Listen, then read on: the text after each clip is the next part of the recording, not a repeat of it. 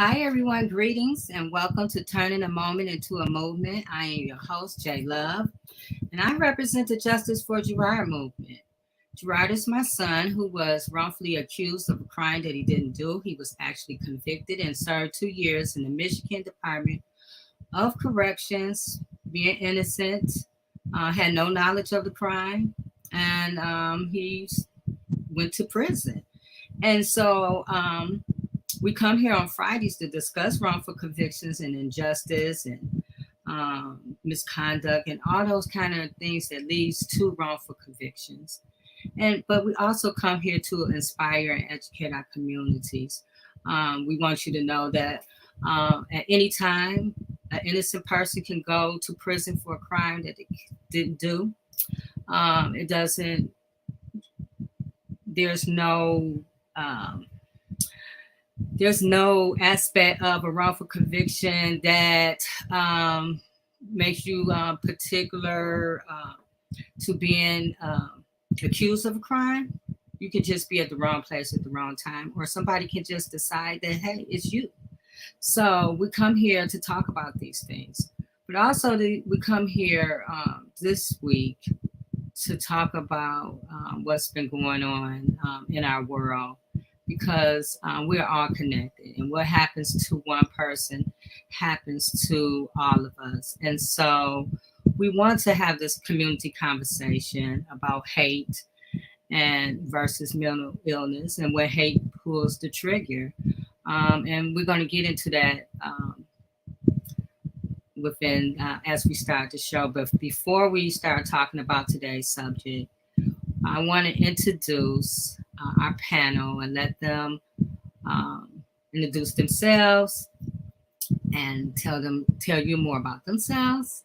And then we're hopefully by then our guests will be here, and we can have the whole conversation about what's going on. So let's bring on our guests one at a time. I mean, our panel one at a time. Sorry, you guys.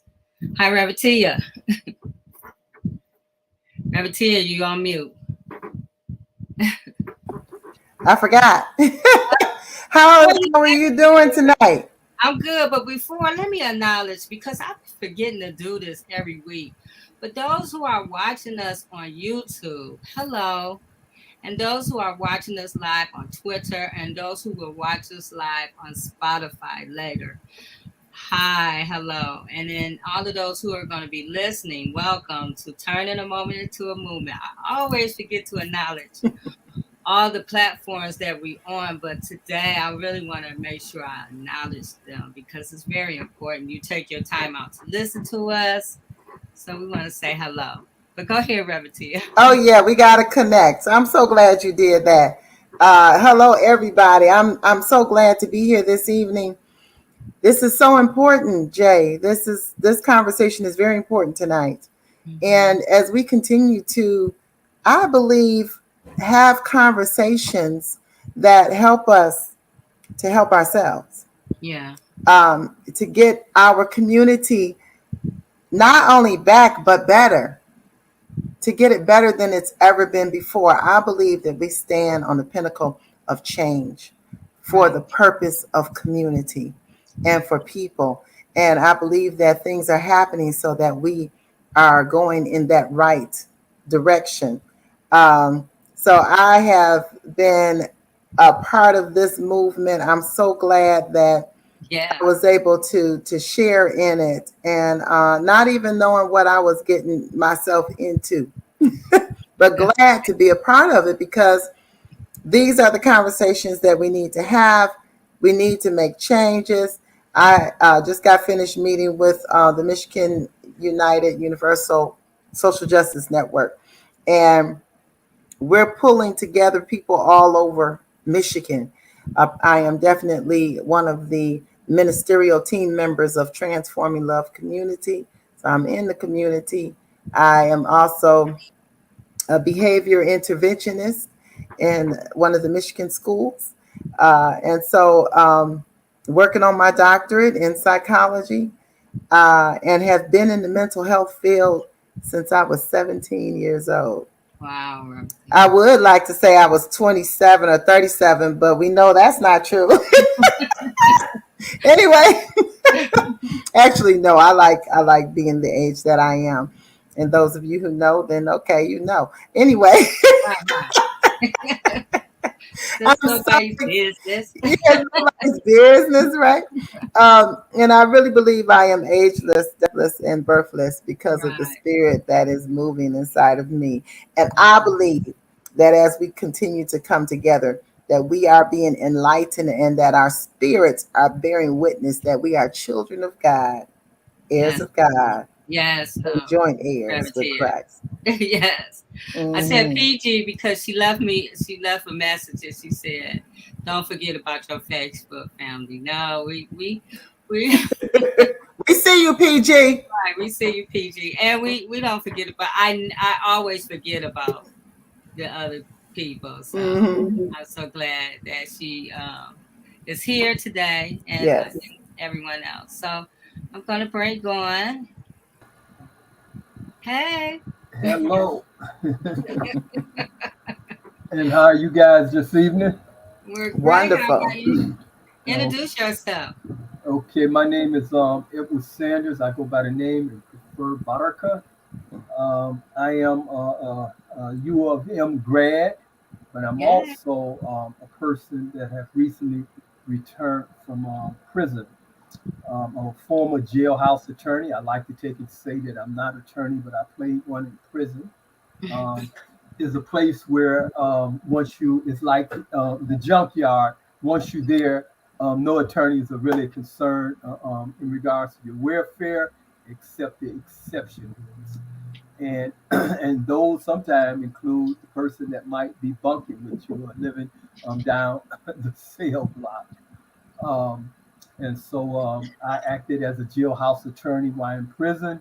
And upon my release, at some point, I worked it briefly with the Washington County Prosecutor's Office in the Conviction and Integrity Unit. I appreciated that experience and opportunity, however short it was.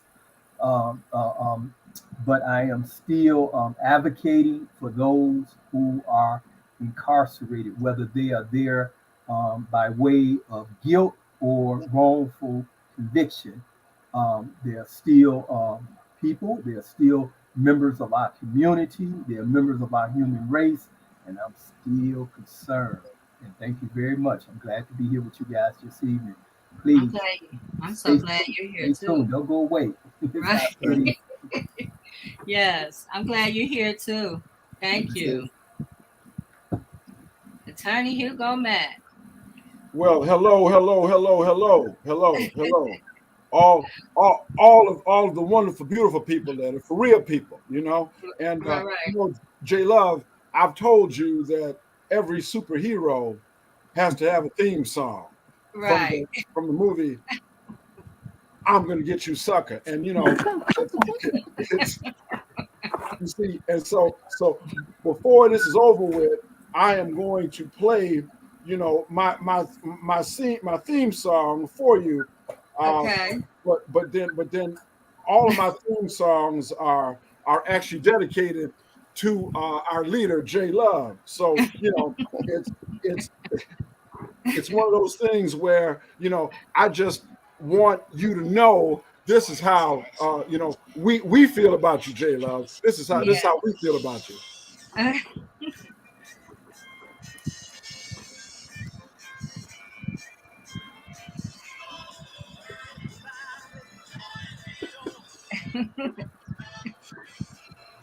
Yeah, yeah. Love train. So yeah, so J Love, I will cut it off right there, lest I spoil you. Okay. So here we are. But Attorney Hugo J. Mack, proud to be here today with you. Uh, my life experience is an open book. I understand wrongful conviction. I understand disbarment. I understand coming back from hell through the power of God and Jesus Christ. So, when I say Hugo J. Mack, sometimes people ask me, well, what's the J stand for? And I say, well, when I came back from prison, that J stands for Django. So what the thing of it is that we will continue to fight for what is just and for what is right. We're going to continue to be an irritant to the system that is steeped in systemic racism, in cultural bias, that is steeped, in qualified immunity. All these things are threats to us as people, and particularly to us as Black and Indigenous peoples. But part of my quest is also to educate ourselves about what is wrong with ourselves. and there's a whole lot wrong with ourselves. It's called self-hate, you see. So my goal is twofold: to fight in the garden that God has put me in the courtroom. Like I said, to be that irritant, to be that aggression, to be the one that will confront these police officers and these prosecutors and these judges. And to every platform I get on, every Black person or person of character listening, every election for judge, for sheriff, for prosecutor, you need to go to them meetings and start asking questions and stop letting these people just walk into office, you know, because a lot of these people, if you don't show up and ask questions about systemic racism, they'll never bring it up. They'll never bring it up. It will never come up. So, you know, part of my fight is also in behalf of not only the wrongfully convicted, but the overly convicted. They are also victims of the system, the overly convicted. I'm not naive, and I certainly know most of the people that are in the penitentiary have put themselves there. Yes, they did. Yes, they did. But there are people who were there overly, you know, forced into plea bargains, for example, when they never should have. You know, prosecutors stacking charges against them like pancakes at IHOP. Okay. So, you know, pressuring people into that. But the wrongfully convicted, you know, and I've got to say this. I left 10 men in the penitentiary that I will put my very life on. Those men are actually innocent. They should not be in the penitentiary.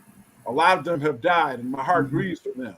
But for the ones that are still alive, you know, in my venue, I'm still swinging for the fences, you know. And until the Lord called me home, I'm going to keep swinging for the fences. So I guess the greatest epithet y'all could give for me, or eulogy for me, is, you know, the man died incarcerated, found in contempt of court for speaking up on behalf of an innocent man. So that's what y'all can do for me. I love you, and I'm glad to be here.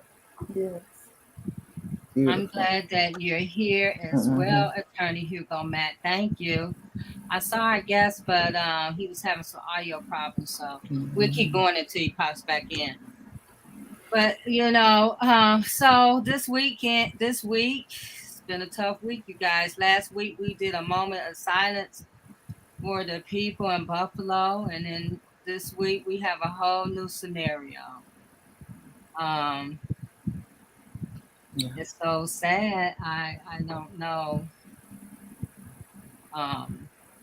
what to say, you guys. Well, there's so much to say. I know I have a lot to say. There's so much to say. But our title this week, our topic is When Hate Pulls the Trigger, and hate versus mental illness. Like, and I think I was talking to you a little bit about this last night, Revertia, and also you today, Edward, about, I think we're so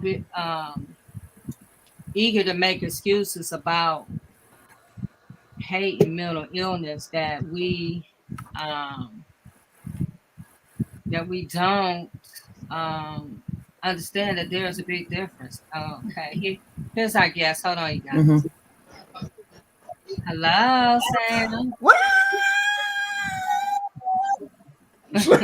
the hell? What the hell?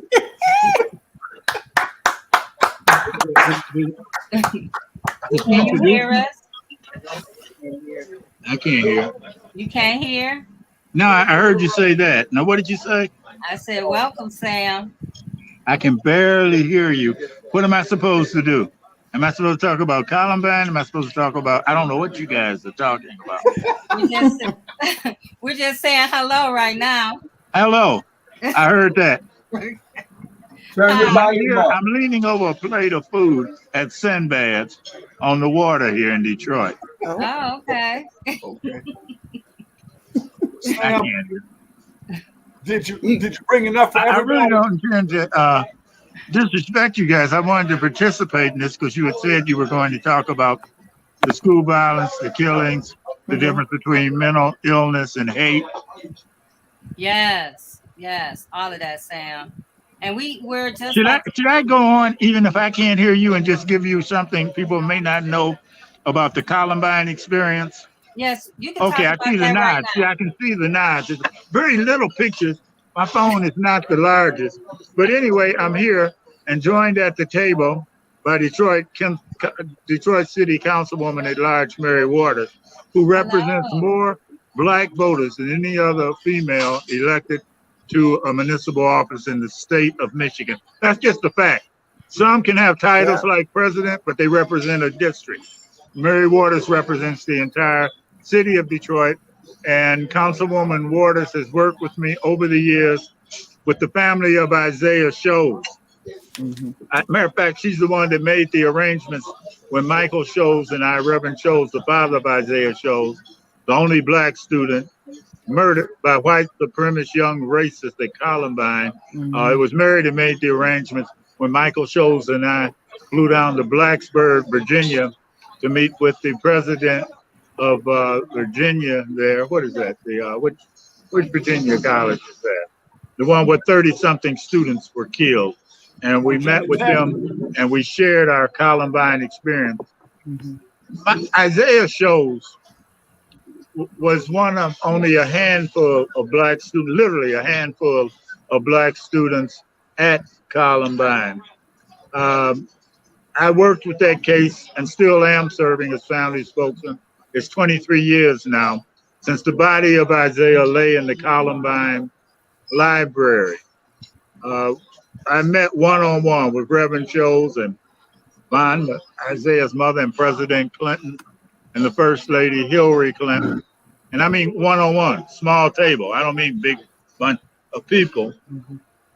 And we discussed Columbine. Some of our comments, which went out over national networks, we had more media trucks at Columbine than were at the OJ trial.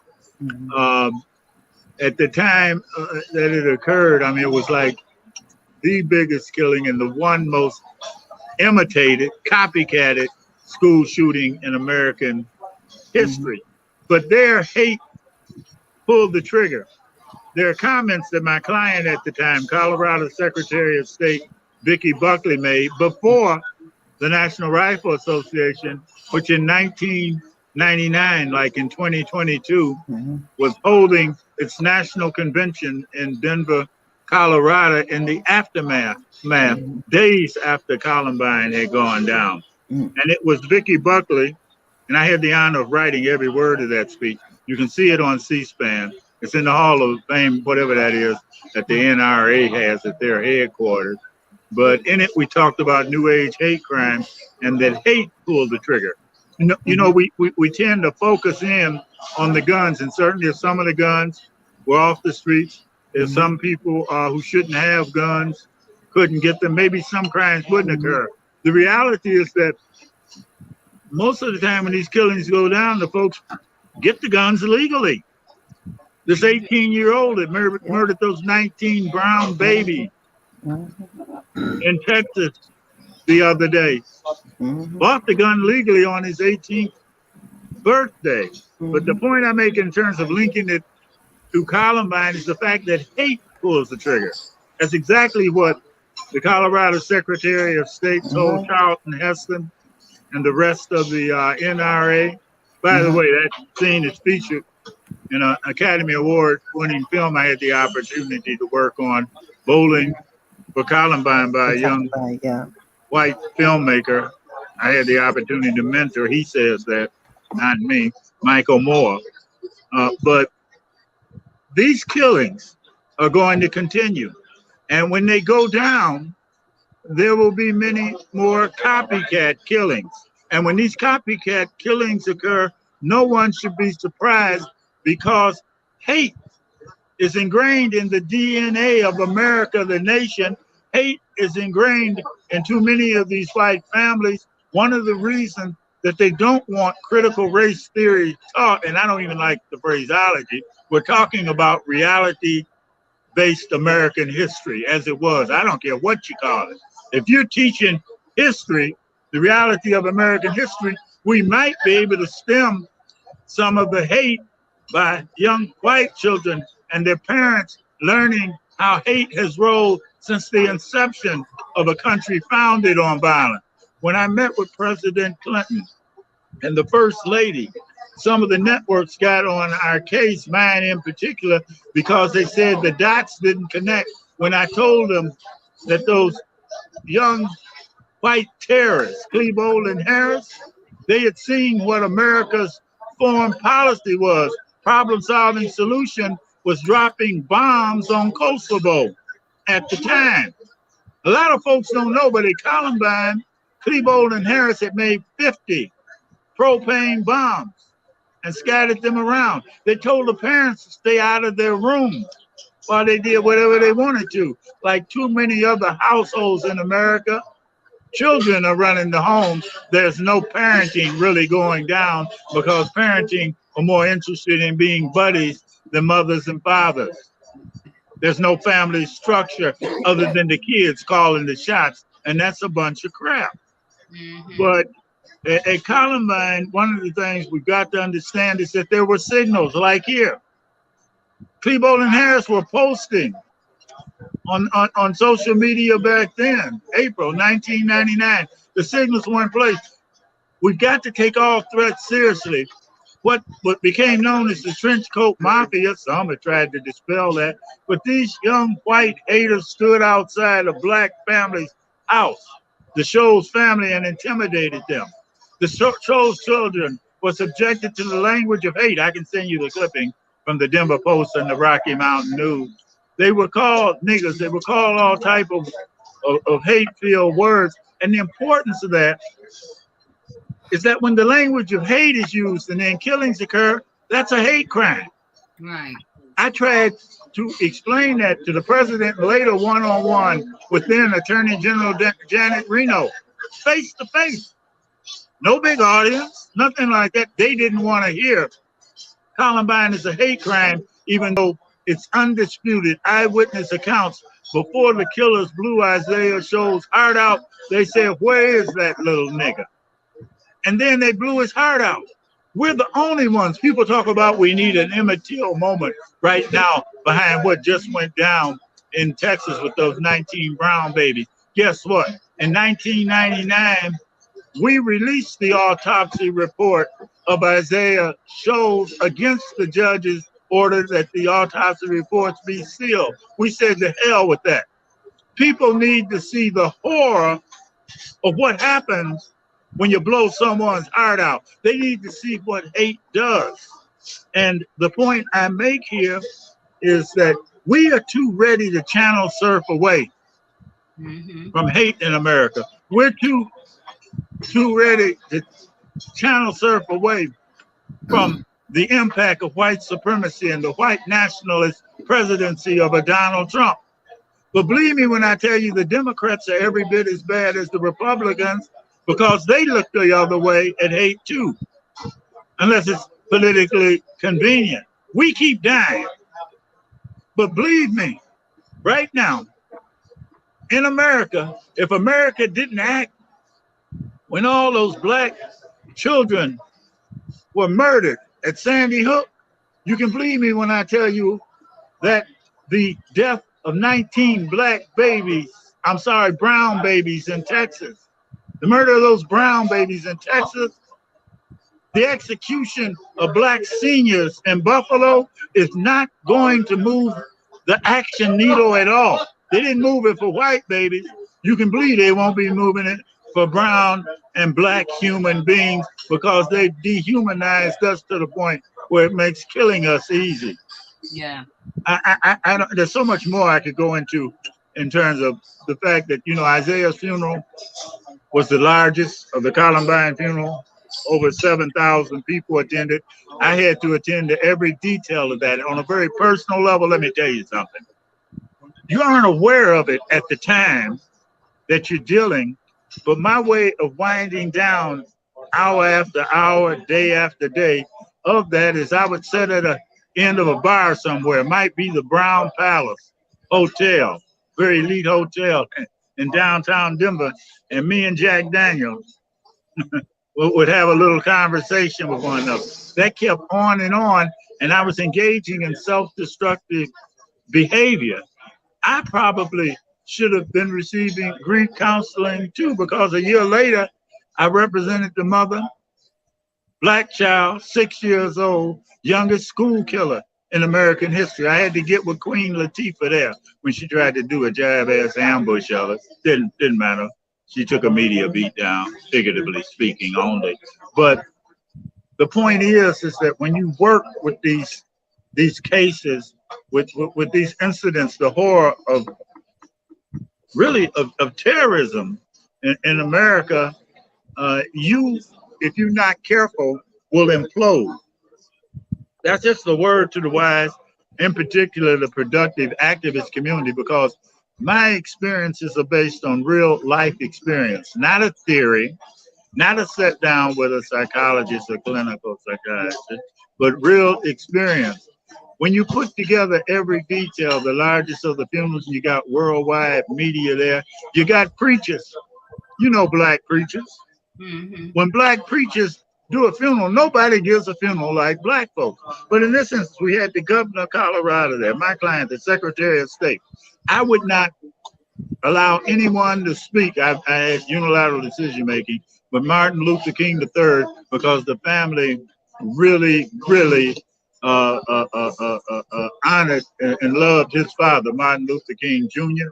I got calls from every black political figure and black high-powered lawyer in the nation to come in. I just said no, no, no. But one preacher who is kind of, I don't like the term MC from the pulpit, but that's what he was doing. He kept inviting other black preachers up to speak. I said, hey man, I got the governor here to speak. They're on the program. The Secretary of State is on the program, and you keep inviting all these other preachers to speak. He said, I'm just moving like the Lord tells me. I looked him in the eye and the governor turned red in the face when I said this. Well, the Lord is telling you to wrap this motherfucker up. I'm taking the mic. No more preachers. No more preachers. But the point I make is that when you're in a pressure situation like that, messaging is very important. What J. Love says when she talks about the fact that hate is pulling the trigger, those were our exact words. Exact words 23 years ago, before the National Rifle Association. See, if you took all the guns away, hate is such that they would come in and stab. They get baseball bats. But hate is what is killing. And I got to tell you, it's so pervasive because many of these young killers don't have the opportunity to learn anything about love and don't feel it from anyone. And they reject it out of hand going down that I'm tough and nail road. They go in there to commit a form of suicide, some of them. Yeah. How many did Rittenhouse, when he was acquitted, not guilty, how many other young killers did he inspire when they saw him walk? Yeah. We don't know. Again, I can't hear you. I heard somebody say yes. I'm just touching the surface of this. I mean, we've done so many just interviews with folks, and then they stopped when we started talking about hate and racism and Columbine as a hate crime, when we didn't play the little game with the other families, because what distinguished Isaiah Shoels, even though hate killed, was the racist nature of these young white supremacists. Klebold and Harris at Columbine, they didn't want to acknowledge 23 years ago that was a factor. And Buffalo, right away, they said it's a hate crime. Does that represent progress? That represents the impact of activism. See, it's activism and the streets that made law enforcement in Buffalo say it was a hate crime from Jump Street.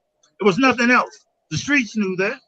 Yeah. In Grand Rapids, it was the streets activism that pushed the play button. We would never have gotten a body cam footage on at all, let alone in a timely fashion. It wasn't the police chief that hit the play button. It was the streets of America, the threat of the streets of Grand Rapids. So when we organize, when we do shows like you guys and J. Love are doing here today, it has a cumulative impact. And it does change policy. See, what we're doing here, I used to be doing on ABC, CBS, CNN, MSNBC, every network, Japanese, English stations, papers, everything. We don't get the calls anymore. I'm right here in Michigan. Oxford occurred. They went all over the globe looking for experts. There's no one that has dealt with the issue and lived it the way that myself and Reverend Michael Shoels has lived it. And I'm working on something right now with the councilwoman and a police agency, maybe a school system, to bring him in to share exactly what I've talked about here. But I just appreciate the opportunity to speak for you. I just wish I could hear it so we could participate more fully. And now I'm going to dig into the orange roughie, the string beans, and the baked potato. But I love you, and I just wish we could have spent more time. But Jay Love, you are so on point. See, they use mental health as an excuse to cover up the hate and the systemic racism that is embedded in the DNA of these children through the parent, the community, and the white church. Yeah. Or if you're brown, maybe the Catholic Church. I don't know. When we look at Texas, there are a lot of dynamics at work there. Yeah. One thing we know, hate transcends race. And even today, I identify friends and enemies on the basis of behavior, not just race. But I thank you for the opportunity. This is the councilwoman. She's enjoying her meal. Say bye, Mary. Okay. She didn't expect that. Anyway, what can I say? I can't hear you. All right. Thank you, Sam. We appreciate it. Okay, all right. Thank you. I heard that. Okay, I love you guys. Take care. We love you. We got you. We'll take it from here. So, you guys, that was awesome. Go ahead, Attorney Hugo Mack. I'm saying, what the hell? I mean, he up there doing all that. I see he didn't bring enough for everybody. Right. I mean, that's the least he could do. But he's still my man, though. Sam is still my mellow. And it was good to hear him, and I'm so glad to see him run for Congress. And because I just want to say this about activism. It takes different formats. And sometimes it takes people, Al Sharpton, Jesse Jackson, Sam Riddle, in my own humble way, Hugo Mack, to run for office to bring issues to the forefront. Because I guarantee you, if you didn't have Al Sharpton, Jesse Jackson, Shirley Chisholm running for office and so many other people, state and locally, there wouldn't be this discussion that these candidates have got to confront. They would be on autopilot with police unions, lawyer groups, the good old boy and girl network too. I'm going to speak about that. Women have proven this country they can be just as ignorant and stupid as men, okay? And vile and racist as men. Anytime you have the majority of white women voting for Donald Trump, that is a sickness. That is a sickness, okay? So they've proven themselves to be as ignorant and racist as any man, okay? So if you don't like it, well, send all hate mail to J Love, not Hugo Mack. Well, you can send all hate love to Turning Them Over to a Movement at gmail.com. Positive mail. If you got anything that you want us to talk about or something you want to bring to our attention, you can send all the mail. Turn them over into a movement at gmail.com. Thank you, Attorney Hugo.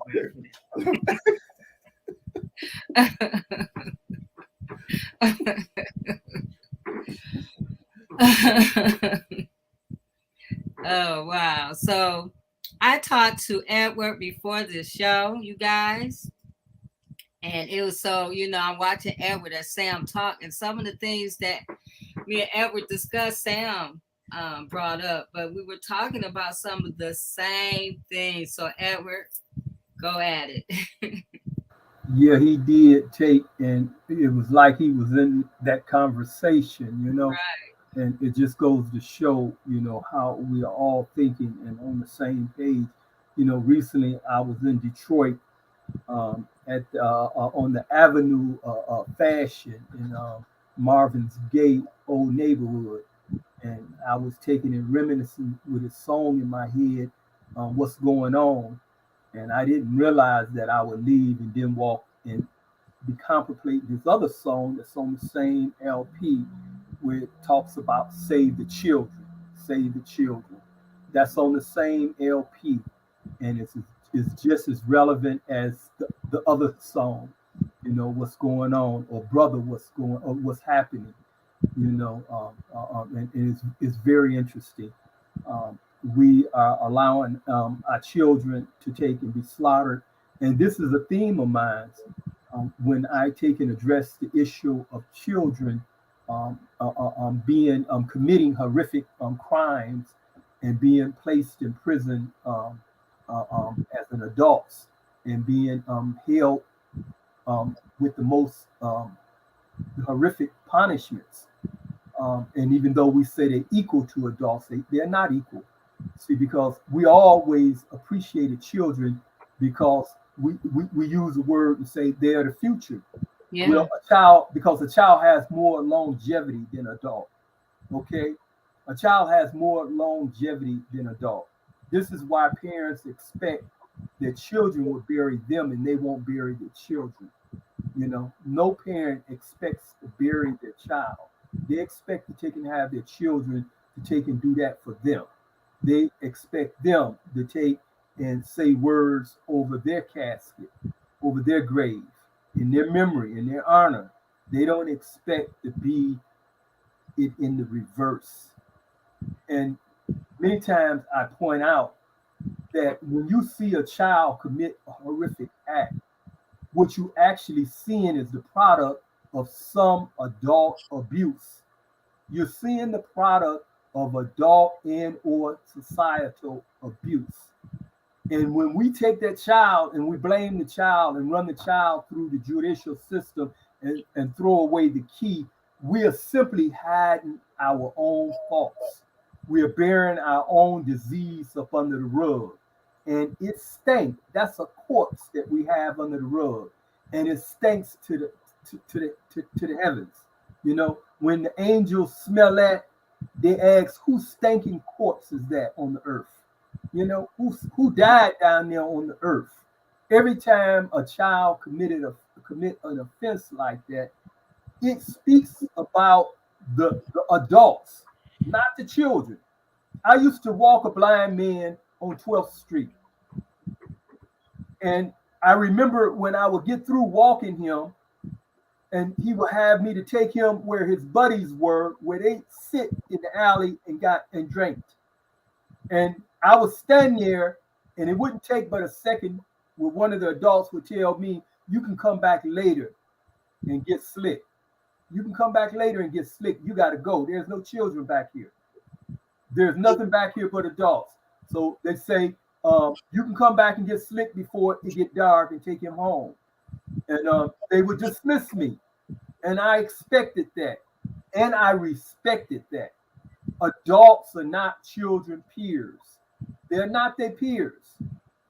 When we see these crimes being committed by children, we are looking at the volume of harm that has been did to the children, whether it's been did by somebody in the church, and there's plenty of crimes that's been perpetrated on children by people in clergy uniforms. Mm-hmm. There's been plenty of harm did to children by people in school buildings.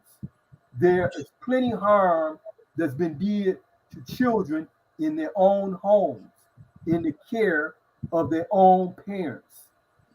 I remember while I was at the University of Michigan, attending class one day, and people were taking and they were speaking about their preference for sexuality.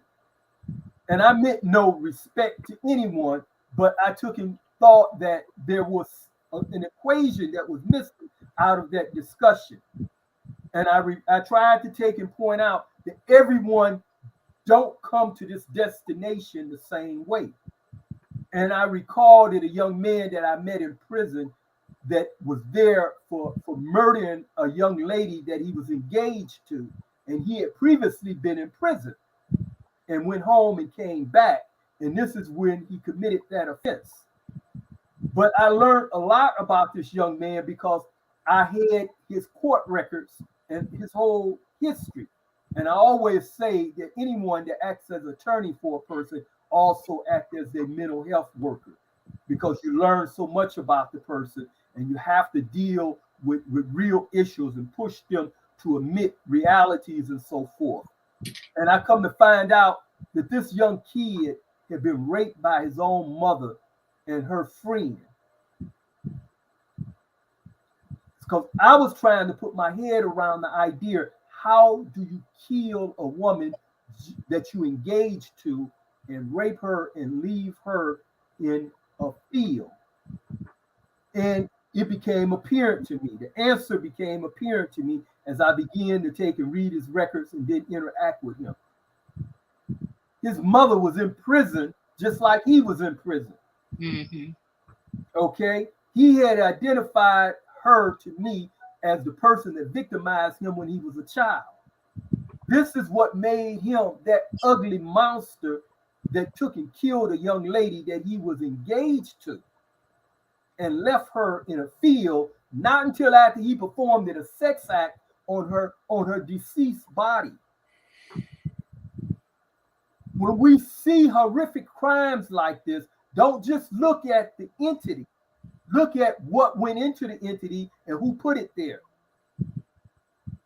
Okay, there are many things that are connected to that, and we have to address that as well.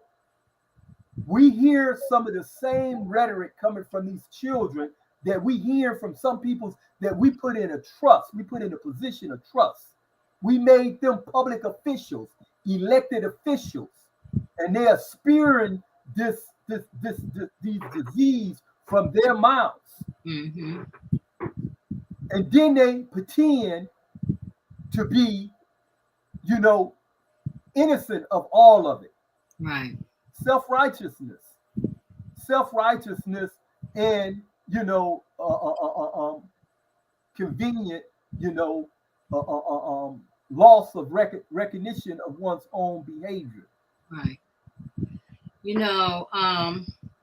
I got a message, a comment in my on a Facebook post today, and it was basically saying that mental health is the reason for all these shootings, and that guns don't just shoot people, and that by themselves it's a mental issue, and that if we try, what I was stating would keep, if that came into existence, it would keep law-abiding citizens from being able to purchase guns. And when I was telling Edward that today, he reminded me that all these people that was doing stuff was law-abiding citizens. They didn't have records. They, the people. Go ahead, Edward. and that's I appreciate you bringing that up. And exactly, we have been listening to this argument that has been made for more than 3 decades. We've been making that argument. We've been making that argument over and over and over again. So people now say it without even thinking. Right. But if you look at everyone that has committed these horrific acts, they have been people who are considered to be law-abiding citizens.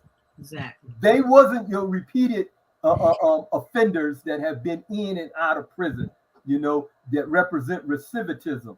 Right. They are not the person that the police said that, hey, we've been trying to put this guy in prison. We put him in prison and he got out, and the judges are lenient on him and everything. But that's how the lawmakers respond. They go after the guy that supposedly fit this description of our boogeyman. Right. But it wasn't the guy on Elm Street. Right. It wasn't the guy on Elm Street. It was the kid that lived over on Boardwalk. Okay? It was the kids on Boardwalk that put on the trench coats. It wasn't the urban kid that you've been given this image of. Mm-hmm. Or a man or a woman. And it generally isn't.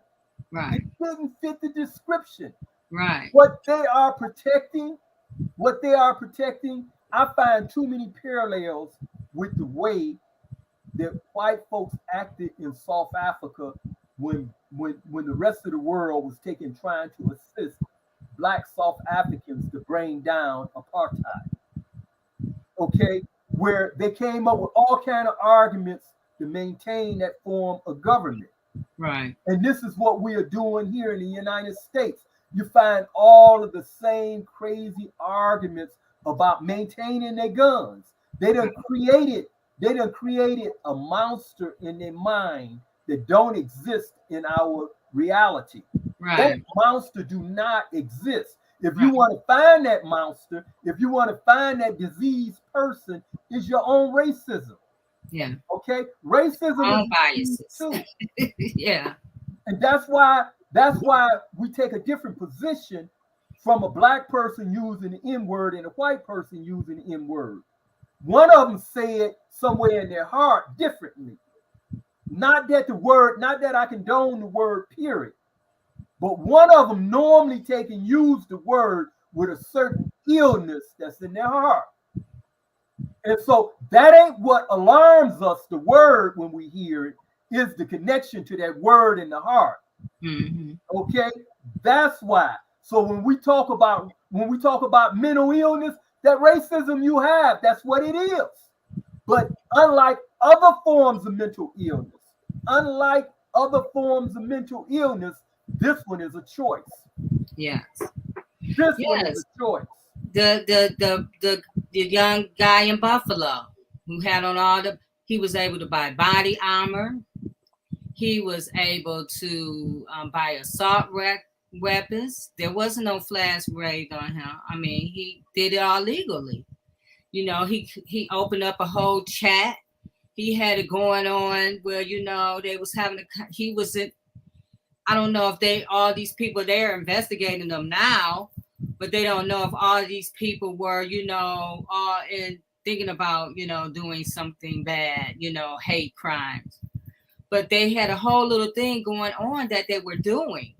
And it all was about hate. It wasn't about I got a mental problem or, you know, it's about I want to kill some black people. He had on his gun, here's your reparations. He had on all the little hate thoughts that he had etched them and written them on his weapon. So, law-abiding citizen, the kid, he legally bought his gun.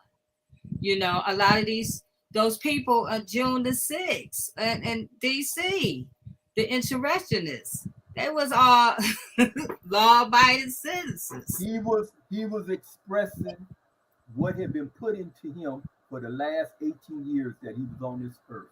Right. What his parents and adults in his environment had put into him in the last 18 years he was in this environment. Right. Like I told you guys the story of the little white boy who said, I can't speak to the brown people to me. Mm-hmm. You know, who teaches this to their kids? Mm-hmm. But this was taught to him and he expressed. My mother said, I can't speak to the brown people. So, you know, and that brings on a life into itself and it grows into something that's so uncontrollable and a hate volcano. Mm-hmm. And it erupts. And then you have, you know, 10 innocent black people in a black neighborhood grocery shopping. You see, when he got to the white man, he said, oh, I'm sorry. And he took off for more white black people to kill. This little guy in the school, and that's a whole nother story, how the police didn't do anything and how these parents suffer while this kid, he's shot. They were headshots. But you can see their budget hadn't been cut. Nobody had cut their budget. You see all that weaponry they had? Right. You seen all the manpower they had? Weaponry. Nobody defunded them. Right. Nobody defunded them. They can't make that argument. They were overfunded. In fact, they were somewhat playing with their damn toys. Right. They got pictures of their whole SWAT team for 10 years ago. And the parents had to take DNA tests to identify the kids from the parents because he shredded those kids. Yeah. So when we say these narratives, they're going to take away our guns, and, you know, law-abiding citizens can't get guns. Those are all narratives that help protect gun owners. Go ahead, Attorney Hugo Mack. See, I tell you that people, my, let me just say this. My colleagues in my profession, and I know a whole bunch of conservatives, all right? Conservatives, all right? They no longer debate me on the Second Amendment thing because, see, that has been a burning issue for me for quite some time. All right? Mm-hmm. You know, not to mention how the Second Amendment started in the first place and who that was targeted at. And we all know that. We all know that. Okay, slave catchers. We all know that. So the thing of it is this.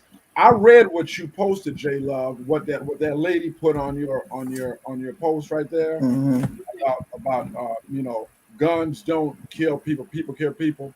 You know what? I guess when I hear stuff like that, what I ask people is, okay, then, well, tell me this.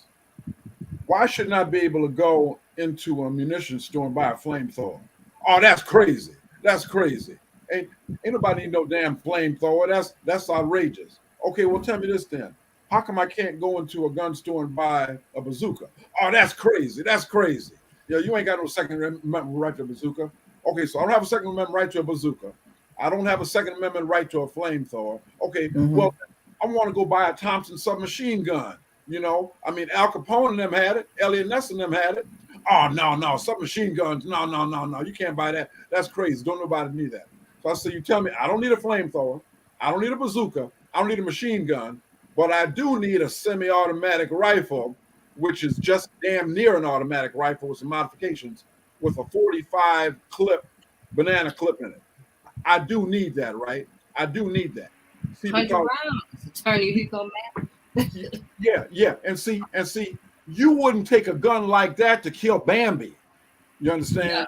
You see, you don't take a gun like that for deer hunting. See, I know a bunch of deer hunters. They take 30-06s. They take shotguns with shotgun slugs. You understand? You know, you don't take it. So you don't tell me you need a damn gun like that to hunt Bambi. Stop that bullshit to me. I'm sorry. So, but you will have a gun like that to say you need a gun like that to protect your family. So what does that show me? That shows me you got more damn respect for Bambi and taking his life than you have for my black behind walking down the street where you think I'm trying to break in your house. That's what that shows me. See, that's what I tell and confront her with. That is systemic racism right there, because you're showing me how little my life means to you. Okay, that's what you're showing me, and you're trying to hide it under the guise of I've got a right to protect myself. Nobody's telling you a right to protect yourself, but because you want to protect yourself, don't mean you got a right to a damn flamethrower, a bazooka, a rocket, okay, and go protecting your damn self. Sorry. AR that spreaded those kids up. Yeah, dude. Spreaded those babies up. Why do you do that? Who are you protecting yourself from? There's no army that's gonna come into your house. Right. That's right. Hello. And try to take your family. That you need 100-round clip and an AR. And guess what? You're 18 years old. You can't buy liquor. You can't buy cigarettes. But you can own and purchase these kind of weapons. That's right. And then when we talk about, because we talk about it all the time within criminal justice, the brain science. Brain science says, which is an actual science, that the brain is not fully developed until 25, 26 years old. That's right. And you got an 18-year-old kid, unless he's black, then he's an 18-year-old man. 18-year-old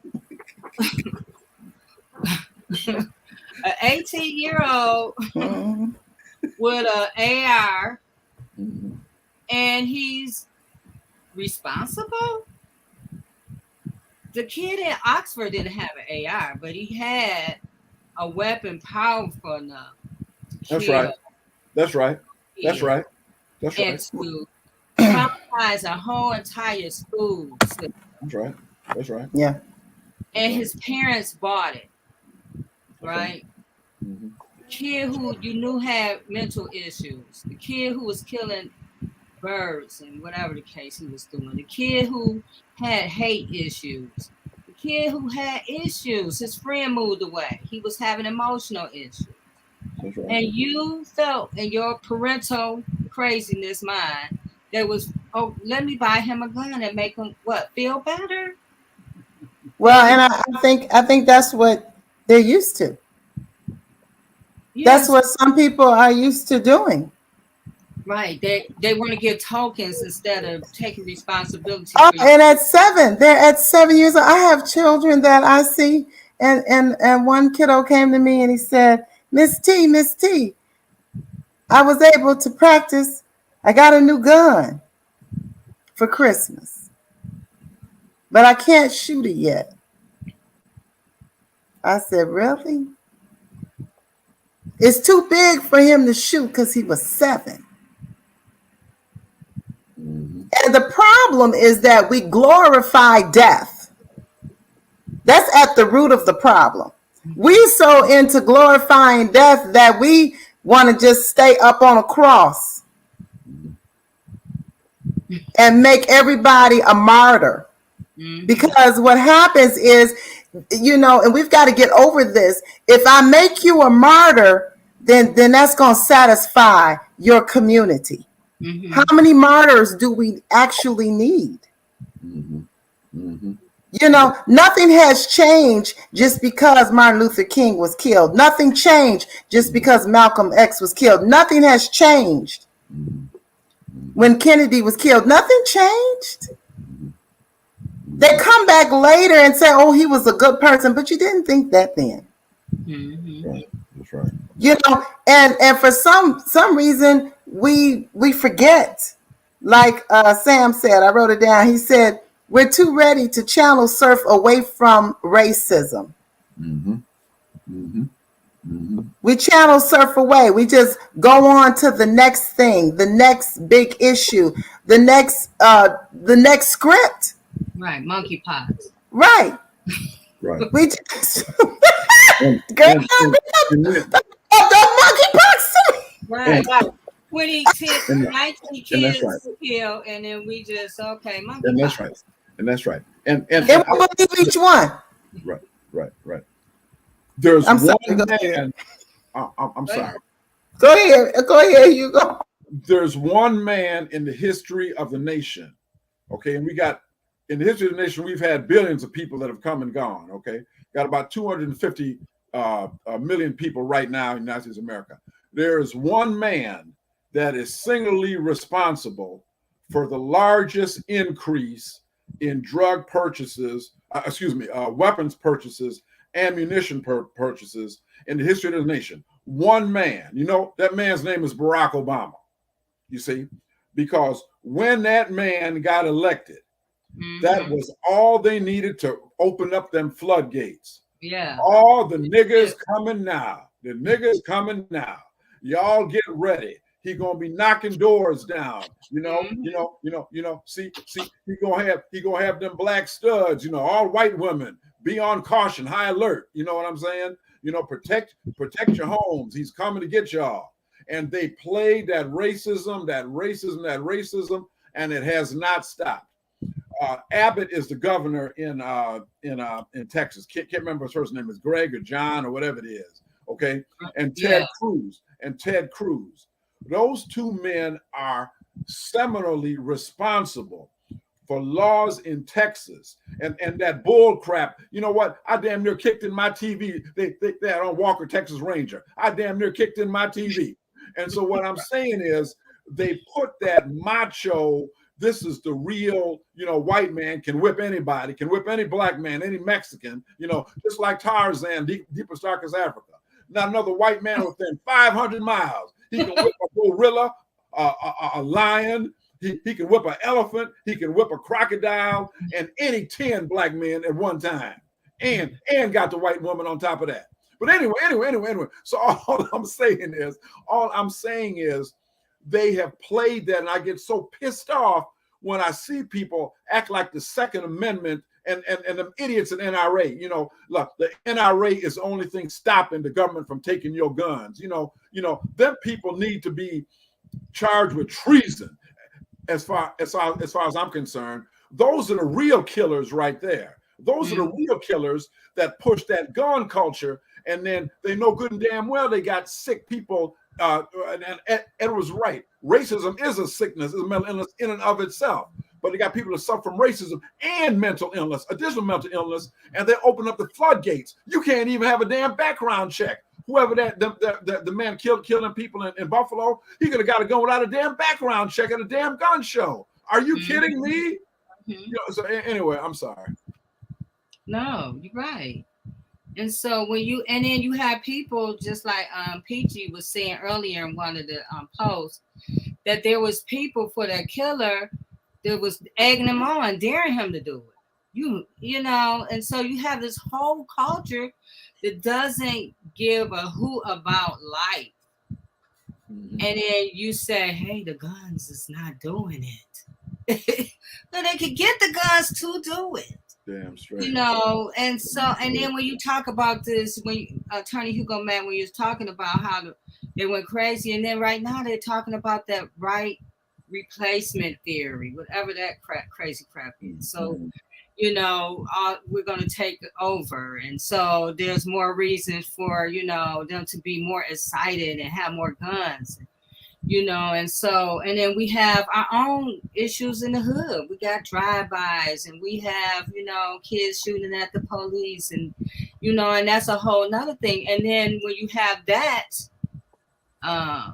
kind of gun violence, you're not talking about sick kids. That's right. You're talking about thugs and criminals, and, you know, the whole narrative changes. They're thugs, they're criminals, they're you know, from bad homes, they're bad students, they can't read, they can't, a whole together, but all of it, if you're gonna, is a imbalance, and all of it, you're gonna sit all these, you're gonna pile all of these kids in prison. It's not gonna stop it, because it's been going on and on and on and on. It, I mean, just this year, how many was it, Revertia, so far? This is the end of May, and how many mass shootings have there been? We've had over 200 mass shootings, but just for school shootings, this is number 27. That's right. That's right. This is number 27 in 2022. But see, they're not showing that on the news. They're not telling you that we've had over 200 mass shootings in a year. Yeah. They're not talking about that. Is they, you know, Sam had mentioned about the implosion. We talk about implosion, it's because of disenfranchised, underserved people of middle class, and those who have economic stressors. All of the people have been suffering.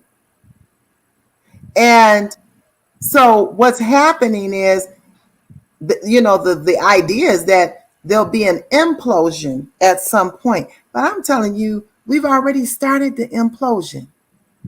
If you had 200 mass shootings, and if you do the comparison around the world, it demonstrates that United States is mentally unstable. Why? Why are we mentally unstable? Because we have mentally deranged people at the helm of the nation.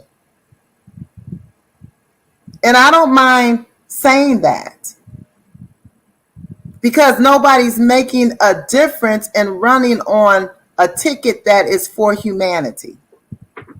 All of these other narratives are coming up, and oh my goodness, people in the community, we just join on and take on the script, take on the narrative, and retell it, right, without checking it out, without seeing the background. Right. Check yourselves. Right. You know, I had to check myself. How am I eating? What's coming across my table? How did it get there? What am I wearing? Where did I get it from? Who did I help? Whose household did I help earn money and not my own? We have to be radical. in our own salvation, That's right. depending on people who have never liked you to be your savior. Right. That's right. Believing that the one who has raped, plundered, killed, destroyed is going to love you That's and right. take care of you and your family, you're lying to yourself. Mm-hmm. And it's time to wake up. Right. 227 school shootings. I told my daughter, I don't know. Looks like I'm going to have to teach the grandbaby at home because I can't trust the school system. I can't trust her for her safety, and I can't even trust her for the education. Right. Because they have dummied them down. That's a whole nother issue. I know. Schools are gun-free zones, so they're easy targets. You know, when you talk about their gun-free zone, their drug-free zones, all this stuff. So somebody can, and if you want to make an impression, you know, these people do it not because they know that that's going to be a headline for them. Mm-hmm. That's what they're in their mind. Yes, I'm going to be a leader or whatever, whoever they're representing. Mm-hmm. And they go into these places, and that's a slot. They're like sitting ducks with these little crazy lunatics. Mm-hmm. With guns. And let me say this. I heard one idiot. Like I said, I have to watch my TV from a distance, my flat screen, because if I'm too damn close, I'll end up kicking that thing in or something like that, you know. So at times I definitely have anger management issues that I need to. I heard one idiot on talking about, well, the problem is they need to give them teachers guns. I are you crazy? Are you crazy? You know, so in other words, here's a teacher that's got a 7th grade class or whatever that is. Okay, so wait a minute now. So what? Are they supposed to wear the gun? I mean, where everybody can see the gun? Well, no, we don't want to do that. Okay, so, well, are they supposed to have the gun on the desk where a 7th grader, 8th grader can grab the gun? Oh, no. Well, where is it? Well, it's got to be locked away, secure someplace. I said, wait a minute, you idiot. So you telling me you gonna have a special closet or a desk or something like that. And so a teacher is giving class, and so something come down, they're gonna be able to stop what they're doing, fumble for their key. Get to my gun. Yeah, fumble for their key to get in that box, okay, pull the gun out and be able to react to somebody who's coming in with a semi-automatic AR-15, whatever, that they done bought at the 18th year, on the 18th birthday. And you're supposed to have that teacher be specifically trained to know who they shooting at, how they shooting, not worrying about a ricochet. A ricochet can kill you just as well as a direct shot. You understand what I'm saying? So you're trying to put that additional stress on teachers who never went to school to learn to be police officers. Right. She didn't go for combat. Yeah. They went to school to learn to be educators. That's why they went to school. So you want them to make split-second life and death decisions when police officers that we train, they can't hardly get a life and death split-second decision make they damn selves. You see what I'm saying? Matt, those police officers didn't even go in there once they figured out that kid had an AR. That's true. They didn't. Now, some of the parents said some of those officers went in to get their kids out. And the parents was out there and they went and got their guns and said, hey, I'll go in there with my gun and get my kid. And they were refusing to let them go in and get their kids. Handcuff somebody. Yeah, didn't they handcuff somebody? Yeah. So they've been trained for this. They got a whole SWAT team and everything. And they let those kids stay and they heard him shooting. It didn't take a lot of shots. He got an automatic weapon. He wasn't pow, he was, shoot. So and now they got the feds there because those law enforcement officers are telling lies that they're getting their story right. And so as opposed to taking and serving the public, they now serving themselves. And so now the federal government is being called in and saying, hey, put them on the sideline and get the story. Right. And then that's where we go again. Wrongful convictions. You know how it's the same thing. So the police got a few days on this to sit back and get their story together, because the parents started telling it immediately. So the governor was trying to make a whole different scenario. Like this kid had on body armor, and kid didn't have on no dang on body armor. They tried to make it so, you know, like the police was doing their job, but these parents, no, they wasn't. And they didn't know that the parents had video and all this stuff. Now they got to get together and try to get the story. They standing out here looking like fools because there was too many children that died that they could have saved. Too many. And so, and when we're looking at this and we're looking at, you know, the Supreme Court, I had to get this in. The Supreme Court then went on in here, and now they're going to make it hard for you to get your wrongful conviction, you know. Wrongful convictions is not, what they were saying, innocent. Just being innocent now. Woo! It's not a right for exoneration. And you know why? Yeah, because they're trying to cover up for their bodies. They got to keep the system going. Yeah. Okay, this is a system. This is an economic system built on your black behind. Always has been. And that's why there was no police until after African Americans were set free. And so then the policing began. And so there is money made from people who are imprisoned. So they don't want to be right. At some point, we're going to have to march up there and say, let our people go. Have some signs and wonders. I don't know. But at some point, we've got to get it and stop giving excuses of why they're paper pushing and saying why they have to stay in prison because they want to make money. Yeah. So we have the, you know, we're battling, you guys. We're battling. You know, from these innocent kids being killed. Not innocent people are not innocent. Is not, you know, an excuse for an exoneration or innocent. Just because you're innocent don't mean you can get out. And this guy's on death row for a crime he didn't do. So his case is setting precedent. See, and this is why it's so important to pay attention. Because this case is setting a precedent. So when your case or your loved one case come up, they're going to have something to go to and something to use. Go ahead, Edward. And for our audience, we are switching pages, and we're now talking about the U.S. Supreme Court's recent decision in regards of the standard of review for overturning the conviction. The courts have previously never had a problem with overturning a conviction if a person didn't have, adequate representation. This is the idea, the most watershed U.S. Supreme Court decision happened in, I believe, in 1963. Was it Hugo with Peoples versus Ginwright?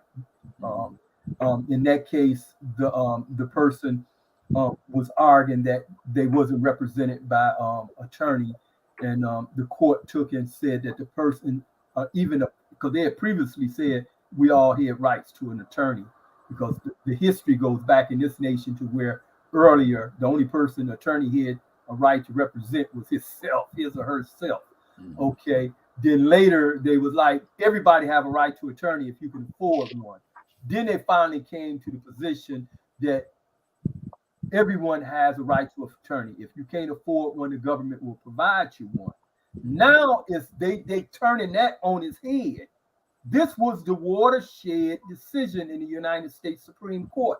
There's no one single U.S. Supreme Court decision that calls every state within the nation to change its court rules. Wholesale. Generally, you get, we told that, hey, court rules change all the time, so don't worry about holding on to the court rules. You'll get another one next year. But this particular decision required them to bam, the whole book had to be thrown out. It wasn't just some scattered rules throughout, but because the standard, this decision had changed the laws. The state constitutions changed it. The state case laws changed it. The basic practices changed it, etc. There's a whole line of decisions where the courts have been finding people's head and been given a fair trial because of the lack of representation of attorney. Now they're saying that, hey, if we buy that argument, we should take and say the government was wrong for giving you the attorney. So they saying we ain't doing that no more. So really, you talking about overturning Roe versus Wright.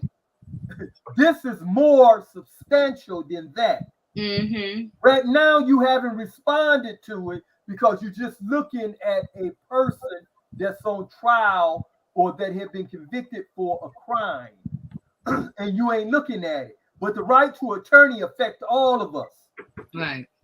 It affects all of us, and this is not like a choice between to bring life into the world or not to bring life into the world. This is about all our lives that already exist. Okay, this is about all of our lives that already exist. It's saying that, hey, if I take and became an attorney and I took and totally failed in my representation of you, so what? That's not a basis for you to come back and have your case overturned if that can be established. This is in response to the large number of Black people being exonerated throughout this nation. This is what this is in response to. Okay? Never before had legislators throughout the country rushed to create laws to prevent clinics that was trying. You had Barry Shack and others trying to set up innocent clinics, and before they can get them set up, legislators was running around the country setting up laws to say you can't do this, you can't bring a case back to the court that's already several years old. So they was rushing to take and put up these clinics to try to beat the legislation, and they did succeed in many instances. Okay, but now here you have this mindset that, hey, whatever we do is divine. Whatever we do is divine. This is another act of our government taking and trying to play, is making where we say that we are a nation under God. That God isn't our federal government. That God isn't our judiciary or our executive branch of government. We are all human beings and we all make mistakes. You don't respond to this nation overturning these convictions by taking and deciding that, okay, this is the key, this is the lynch that they've been using to get these convictions over. So we'll pull that out. And these legal clinics will fail in their efforts. This is what this decision is about. Yes. Yes. Attorney Hugo Matt. Yeah. And see, part of the problem here is this, when I look at Dr. King and the Montgomery bus boycott, 381 days, 381 days, them Black people stuck together. I mean, they stuck together, and what's happened is, and I've said it before, we are the greatest Americans in the history of the United States because we have tried so hard to be accepted, so hard to be loved, so hard to be wanted, okay? Right. That we simply cannot tell the difference between when it's raining and somebody's peeing down our leg. I'm sorry, we can't. We can't tell the difference. I'm sorry. J Love, please don't kick me off the show, please. So what I'm saying is, when I hear Brother Sanders talk about this case, the bottom line is most of us still will remain disaffected. It's not my son, it's not my uncle up in there. I got to keep working at this job at Ford. I'm trying to get my bonus package on. Look, I want me an F-150. I ain't raising no hell about nothing else. And so the problem is that we continue to fund and be a benign part of the system that is trying to kill us. You know what I'm saying? And so, so for me, when I hear my colleagues right here on this show talking, we got a lot of work to do, but we can't give up. We can't stop. We can't stop, because it wasn't everybody in the civil rights movement that got legislation. It was some dedicated people that got legislation, that wouldn't go away. So, I just can't stop thinking about those kids, and I can't stop thinking about the fact when you say you have to have DNA, what that tells me? That tells me that somebody's face was blown off. That's what that tells me. Mm-hmm. Okay. Because I can recognize all of you by your face. You understand what I'm saying? But if your head is blown off, I don't know. Right. And so J Love, I hope that woman that put that post on there with you, I hope sometimes she's listening, and I hope it don't happen to her or her little son or daughter, because and Lord knows I don't wish this on nobody, but it seems to me only when people experience it, when these white, some black too, experience it themselves, till it's their daughter or their son get their head blown off, it seems to me that's the only time they'll catch on. Mm-hmm. And see, we trying to be proactive. We come into this space because we're trying to be proactive. I don't want what happened to me to happen to you. Edward don't want what happened to him happen to you, to him, to you. And same with you, Attorney Mack and Tia. We're trying to open your eyes so you can see that this is real, and we have people who have real experiences. That's right. Bringing it to the table so we can educate, because this is real. That's but right. If you don't take time, if you, like you said, Attorney Mack, if you're like, hey, this ain't happening to me, one day someone, you or somebody you love, is going to be in this position. That's right. And while you sitting back and you listening on this day, this case is happening. These kids are, and I tied this on to the kids because I tied it, the case, started talking about the case, is because the corruption and the police and the judicial system, it's a vicious cycle.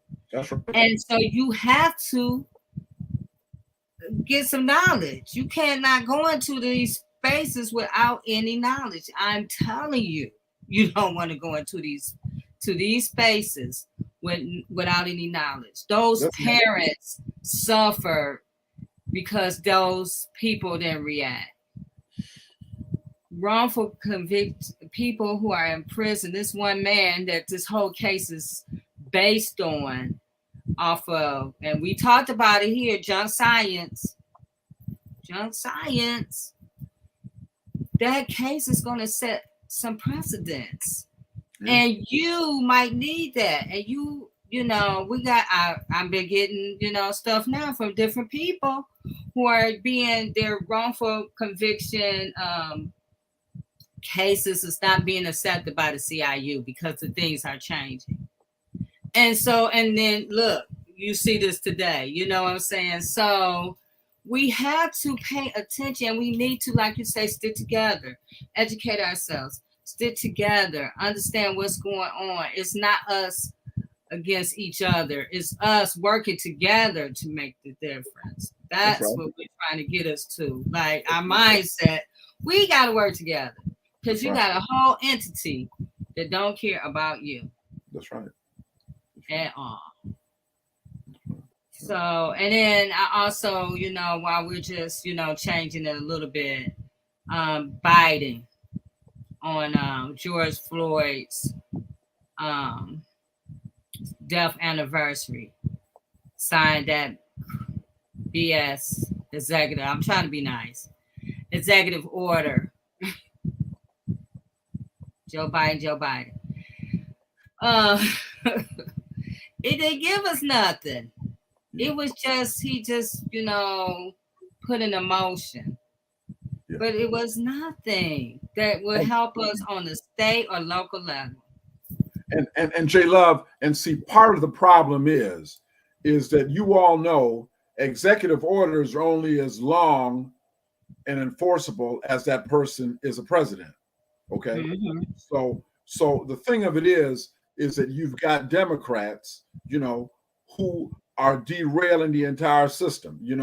We could have had that George Floyd bill with something working on, but you got Manchin, you got Kristen Sinema, you know what I'm saying? Those people there that in all these pieces of legislation, even legislation that could have even tried to help a woman maintain her right to her body integrity. Okay. As a person, I may have a personal feeling about, abortion, what have you.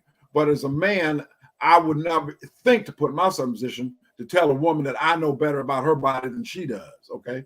So what I'm saying is that it's not only Republicans. You've got Democrats that are going along with the Republican agenda as well. Okay. And so this is the dilemma that we have.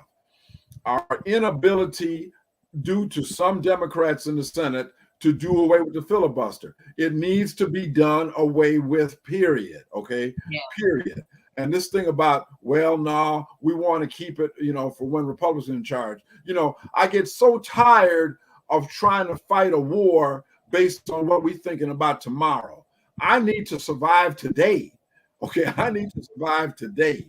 And I cannot survive today with people on my team that don't want to fight to win today and just praying for a better day tomorrow. Right. That's not a soldier, that's a martyr. Okay, and there's a difference.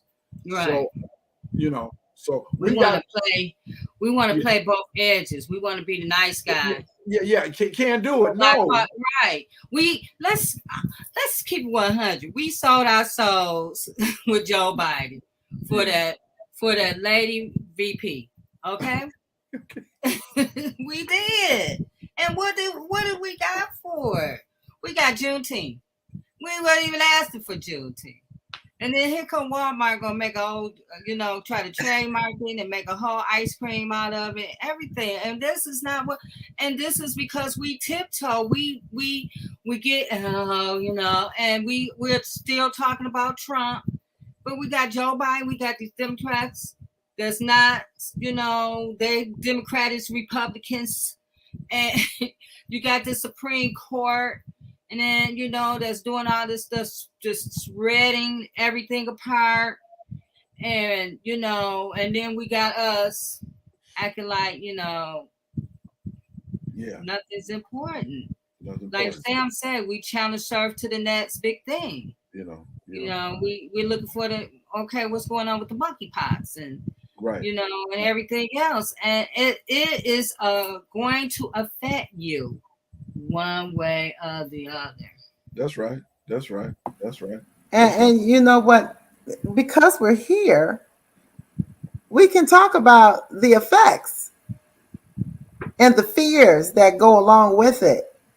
And so they market off of the division.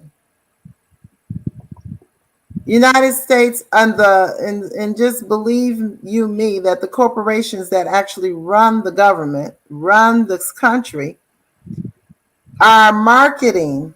They make money off of our communities. And so whatever it is, whether it's going to be Juneteenth or the gym shoes or the purses or whatever, or the hair, or the eyelashes, don't get mad, whatever.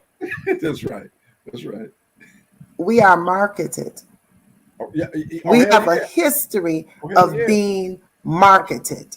Absolutely. We are Wall Street. Absolutely. We started off as Wall Street. We were the stock. Right.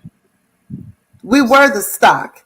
And so that stock idea has permeated our communities. And we continue to act as stock until we make a decision on what do we really want. until we redefine what is success, until we redefine what is a model citizen. Who should we be modeling after for real? That's right. Law abiding. Oh, we got to redefine that. We have so many language. And what do we say, Jay? We got to get rid of the word victim. Right. We are not a victim. And if I could say this in terms of the government, nobody's talking about those white supremacists that was talking about kidnapping the governor.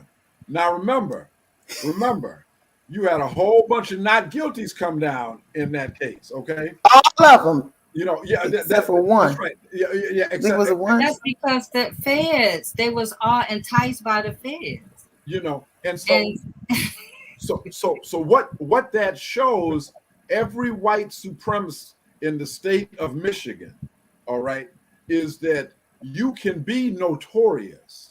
Mm-hmm. You can have your automatic, semi-automatic weapons. Mm-hmm. You can go to Lansing, the state capitol, parade around the capitol with your guns, take pictures with the state police, supposedly the supreme premier law enforcement agency in the entire state. You can back down the state police themselves. They ain't going to do a damn thing to you except have a good day. Okay, you can make it be known what you intend to do to this woman. Okay, what you intend to do, you know, sample her, abuse her, and then kill her. You can let all that stuff be known, and everybody knows that. Everybody knows that. And you, and I'm saying it right now, because of the color of your skin and this climate, you are going to walk away free. Now, had those been African American or people of color, they would not have made it. First of all, you in the state capitol with your gun, and you're not going to be taking no selfies with the state police. Right. Okay? It's the first thing. That's the first thing. That is not happening. That's right. And we ain't here like we all cool. It's going to be a blood splatter. Right. But, you know, some people, it's normal. That's why, you know, we have the posts. We have, because we normalize stuff. We have the hate. We can make a whole video of ourselves going and massacring people inside a grocery store. Yeah. Because, you know, in your mind, hey, I'm going to let you guys see how much I hate these people. That's right. And you do that, and we normalize it. People want to know where the video at. Where's the video? You know, instead of, you know, we need to be pouring in the streets. Some of the kids poured in the streets the other day because they don't feel safe. That's true. Parents should have been pouring in the streets. We should have been walking off our jobs, pouring in the streets. That's who is going to have to respond. Yeah. The children cannot depend on the adults to take and do the right thing. They haven't did the right thing in the last 20 years or more in regards to children's safety in public schools and other places. The children is going to have to take the situation in their own hands. They're going to have to continuously walk out the schools. They're going to have to continuously walk in the streets. They're going to have to continuously take and demand that they be protected, that they be properly nourished. They're going to have to do just like any other entity in this society. We live in a society. Our society, as I mentioned to you earlier, J Love, we live in an experimental society. Okay? Our democracy is experimental democracy. And sometimes our experiments are extreme. Sometimes the experiments that we experiment with in our democracy are extreme. We don't have a minister of culture that would come and tell you that you're inappropriately dressed in the public. We don't have someone to take a religious authority to take and set a moral or spiritual level of decency and understanding. We say we are free of that. We give ourselves autonomy to take and do these things. This is an experiment to see how far we go with it. Okay, to see how far we go with it. We even have the nerve to take it. On one hand, we live in a society, every introduction to any subject, every theology, every ology begins in their history. But when we want to correct the facts of those histories, they now say they don't want to do that no more. They don't want to do that no more. Who doesn't care to know their own history, to teach their own history? We live in a society, we even teach the history of villains. We teach every minute about their lives. But we're saying that, okay, but I'm okay, but I don't want you to tell my story. We can tell Dylan's story, we can tell a Mason's story, or Madison, or whoever. We can tell all of their stories, but we can't tell our story. Right. We can't tell our story. That's something sick. That's something sick. We take and say that slavery was a long time ago. But unlike Germany, that no longer have a gas chamber or some type of firing squad, we done transformed the plantations to prison. We were just talking about ourselves as being marketed. Michigan, the largest relationship that whites have with blacks in this state is the interaction with them in law enforcement, through the police station, through the county jails, and the state prisons. The MDOC, the Michigan Department of Correction, is the single largest employer in the UP. Yes. And the vast majority of the prisoners that's in the UP are black. And the vast majority of the guards and the people that live in the UP is white. Yes. And then there are other places in the state, not just in the northern part of the state, but even in the southern part of the state. They are prison industries, cities or towns or places. Jackson is a prison industry. Yes. It thrives and live on the prison industry. Yes. They one time took and called them the governor or whoever that was making a decision that they can close down one of the prisons in Jackson. They called the prison before they called the mayor. And in fact, the mayor of Jackson was actually at work in the prison when they called to give notice that they was going to close down one of the, because he was working as a kitchen stewardess. He was working in the food in the child hall serving food when he got the message that the largest industry in he couldn't help keep his hands out of it. Okay, the money is so good there that you can't keep Michigan farmers farming because they give up their farm to go work at the prison because the damn money is so good. When we quit producing cars in Detroit and Pontiac and Flint, they start putting us in prison. This is the relationship that black and whites have in Michigan. Quit killing yourself. The fact that you black and you running for office isn't anything new. Right. You are not talking about deconstructing, reconstructing, and constructing something in your own interest. Yes. What does it matter to me that you are a lieutenant governor? What does it matter to me that you are the attorney general or that you are the chief judge if you still just upholding his status quota? Yes. It's nothing new that we run for office. Anything can run for office. That's not anything big. It's nothing new that you can get elected to office. Nothing new that you can get elected to office. I sit and listen to several prosecutors here in Michigan take and discuss after the killing of George Floyd how they was going to insist to police departments to quit with this stopping cars. Quit identifying drivers and stopping them because we won't prosecute whatever you find. Whatever evidence you find under the pretext that you had probable cause, we're not going to prosecute. So quit doing it, because these stops normally lead to injury or death of Black motorists. So they said, we're going to stop. One person stood up and said, no, I can't do that. It was a Black woman. Yeah, Kim Worthy. A Black woman. Sorry. She said, because sometimes we find dead bodies in the cars. Well, I served over 43 years in Michigan prison. Honestly, I did meet one guy that did have a body or two in the car.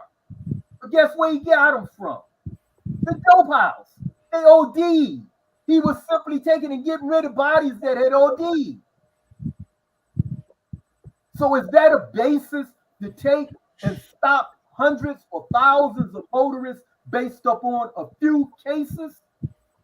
You harass men and women. I can remember my grandmother telling me one day, she come home from work and she said a young white kid, a state trooper, stopped at her. And he wanted to know, where did you get this big new car from?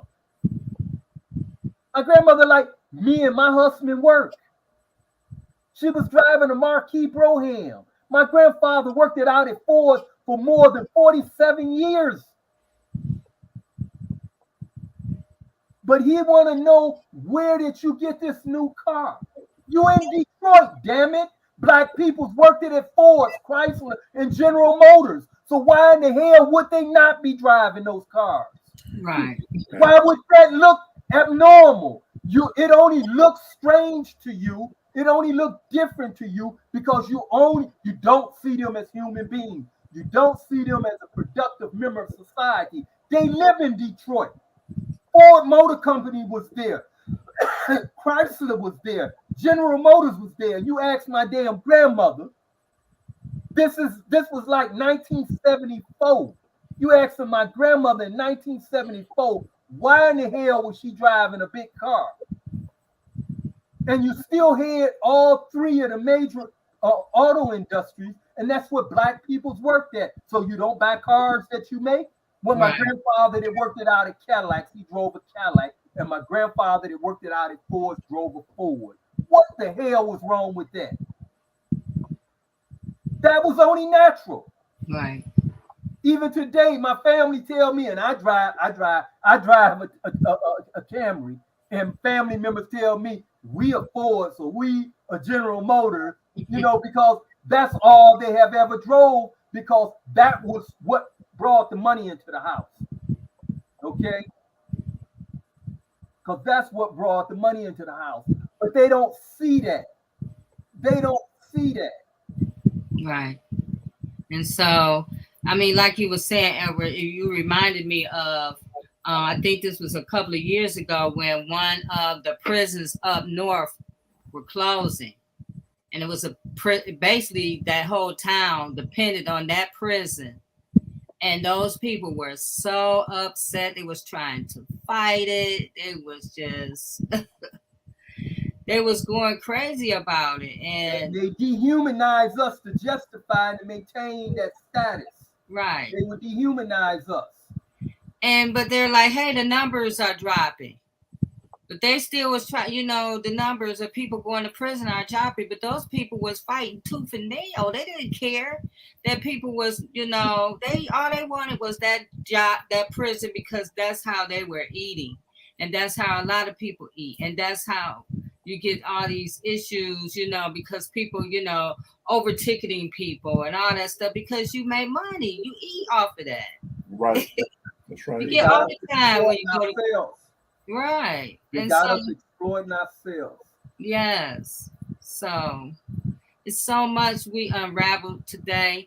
I put some links in the comments for you guys to check out some of the things that we were talking about. Amithia has said something that really was key in the comments. She said we got to learn to vote local elections and not just national. That is so important, Amithia. That's true. That's true.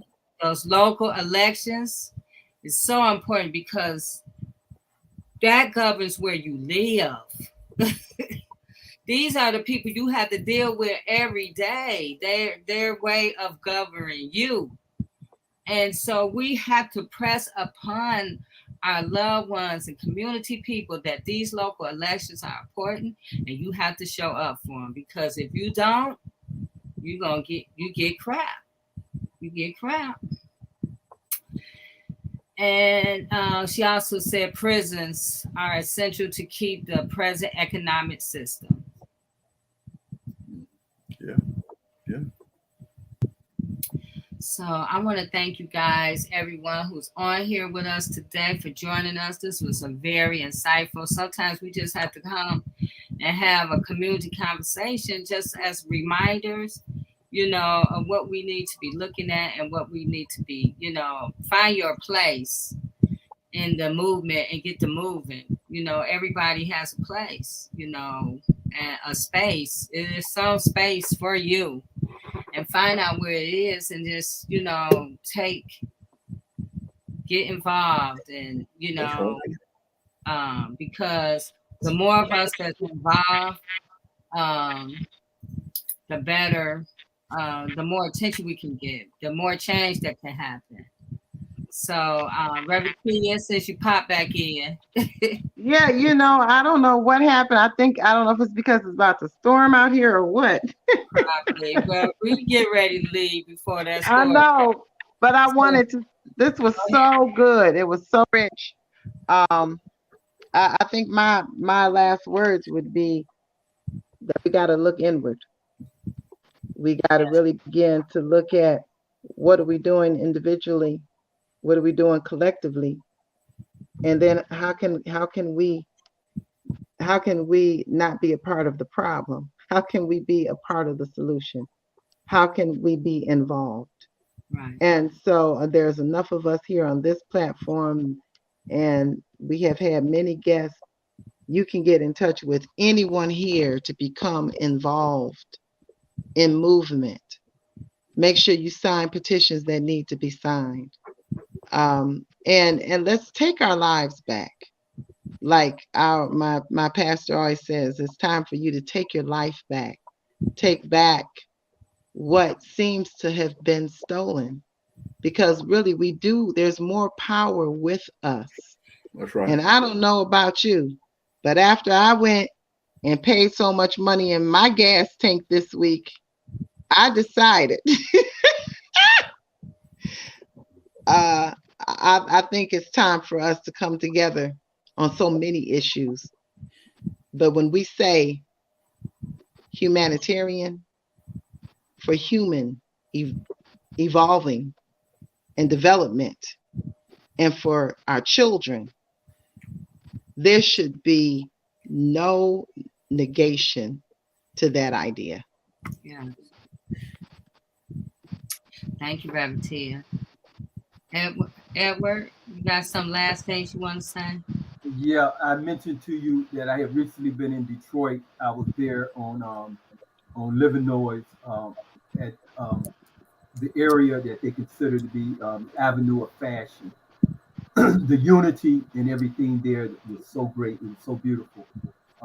The interaction with people there in the city. And I only regret that I didn't put it in a bottle and hold on to it. As I mentioned to you, it was like being able to hear Marvin's voice in his old neighborhood. And and I just regret I didn't take it and put it in a bottle. I just wish we would all, do the right thing, and that we would love each other and show each other real concern, and we value each other's humanity. I found that recently in Detroit. That wasn't on the news. That wasn't on the news. Black folks was taking and supporting each other. They were there taking and shopping each other's stores. No police was running behind and pulling nobody over.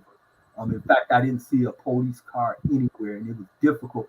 And the place was crowded. You remember how Belle Isle used to look in the 60s and the 70s when cars was all over the place and people was like ants.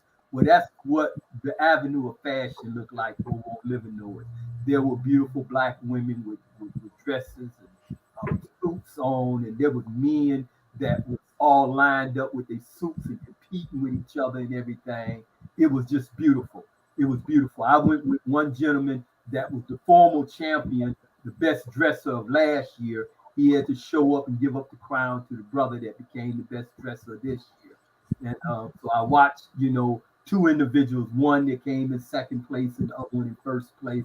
And I turned around and began to snap pictures at Black women around there, reminding them that there's no Detroit without beautiful Black women, and the smile that I got from them was so, it was so, nourishing. I just regret I didn't put that in the file. Yes, thank you, Edward. Attorney Hugo Mack. Say, how do you put comments in the comment section, J Love? You have to on your device. Yeah. On your personal device, you have to do it.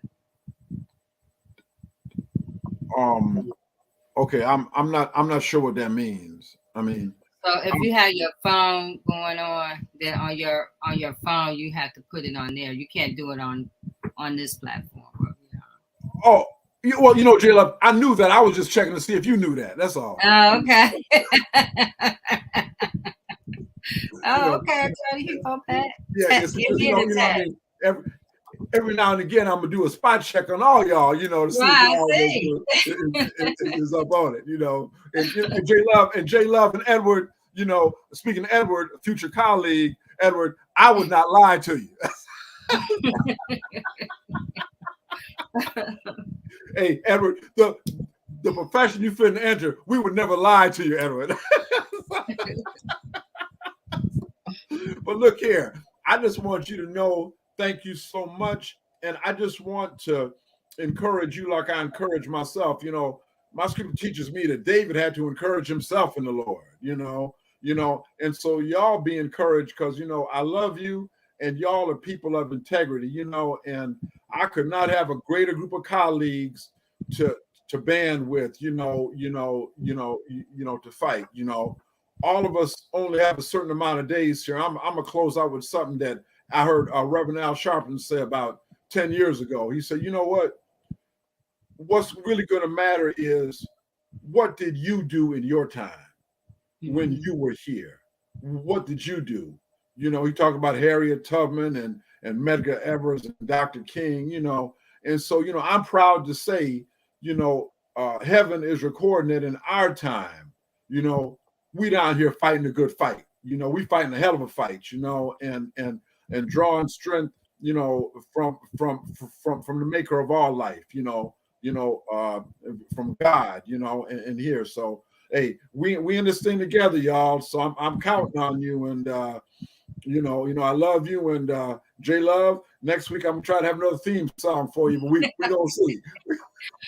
Yes, thank you, Attorney Hugo Mack. Okay, Now, I love you guys too.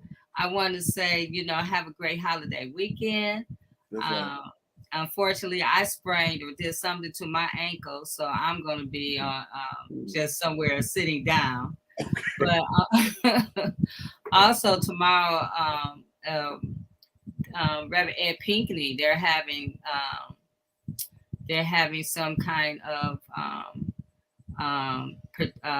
protest tomorrow in Benton Harbor. So if you guys are near Benton Harbor or out there, stand with them. They're fighting for clean water.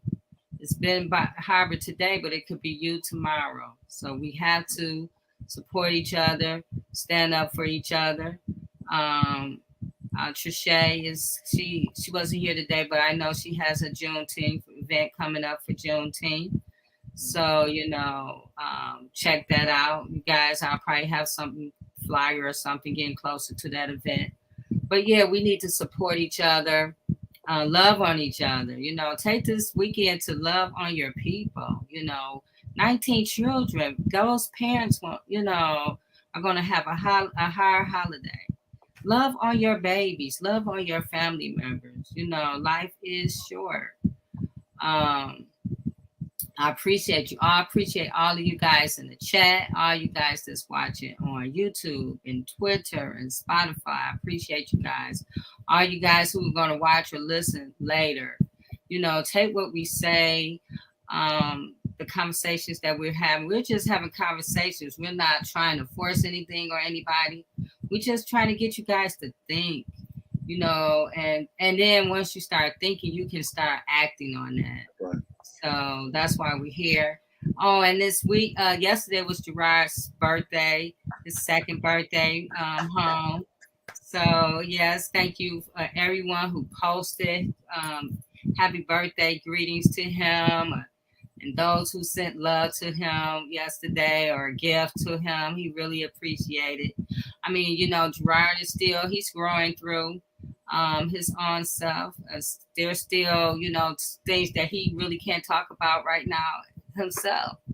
And he only had 2 years in there. So I understand. Yeah. So we're still, it's a process, but he really appreciated. One day he might sit on here with us, but until he's ready, we're not going to push him. But yes, thank you. And also, if you want to learn more about Gerard and his story, please go to www.change.org/justice-for-Gerard. Please sign and share the petition. We're still working on, Gerard. That's it, you guys. That's it. Have a good holiday. We'll see you next Friday. Praise God.